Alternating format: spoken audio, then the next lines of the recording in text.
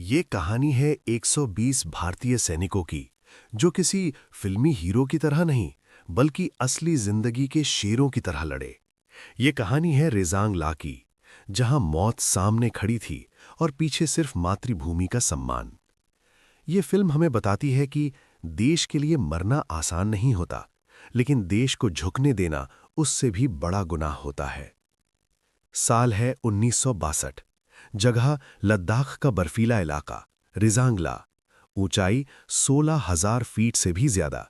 यहां ऑक्सीजन कम, तापमान माइनस में और दुश्मन हजारों की संख्या में। भारतीय सेना की एक छोटी सी टुकड़ी, कुमाऊं रेजिमेंट के 120 जवान।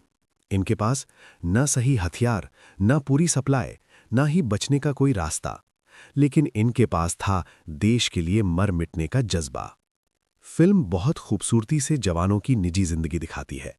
कोई जवान नई नई शादी करके आया है, कोई अपनी मां की आखिरी चिट्ठी पढ़ रहा है, कोई कहता है कि इस बार छुट्टी में बेटी को गोद में उठाऊंगा। बर्फ में खड़े होकर भी ये लोग हंसते हैं, मजाक करते हैं, एक दूसरे को भाई कहते हैं, क्योंकि सेना में खून से नहीं, वर्दी से रिश्ते बनते हैं। इन 120 जवानों का नेतृत्व कर रहे होते हैं मेजर शैतान सिंह। वो कहते हैं कि हम पीछे हटे तो देश का सिर झुक जाएगा, और अगर यहीं मर गए तो आने वाली पीढ़ियां सिर ऊंचा रखकर जिएंगी। वो हर जवान को नाम से जानते हैं, हर एक की कमजोरी और ताकत जानते हैं। ये कोई अफसर नहीं, ये पिता, भाई और दोस्त हैं। अचानक चीनी सेना का हमला।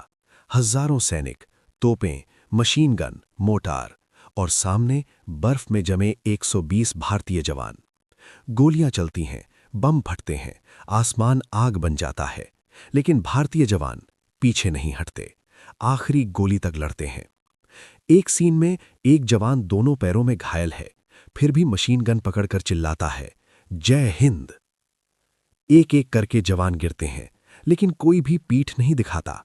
मेजर शैतान सिंह बुरी तरह घायल, खून से लथपथ, फिर भी पोस्ट बदल बदल कर जवानों को हौसला देते हैं।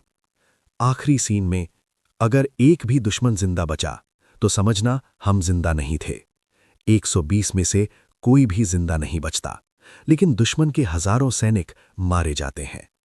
जब युद्ध के बाद भारतीय सेना वहां पहुंचती है तो वो जो देखते हैं वो जंग नहीं, शहादत का मंदिर होता है।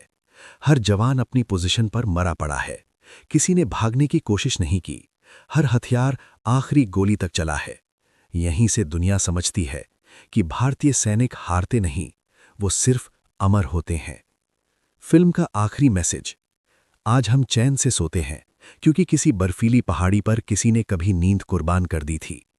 120 बहादुर सिर्फ फिल्म नहीं है, ये एक सलाम है, श्रद्धांजलि है और याद दिलाने वाली कहानी है कि इंडिया इसलिए जिंदा है क्योंकि उसके जवान मरना जानते हैं।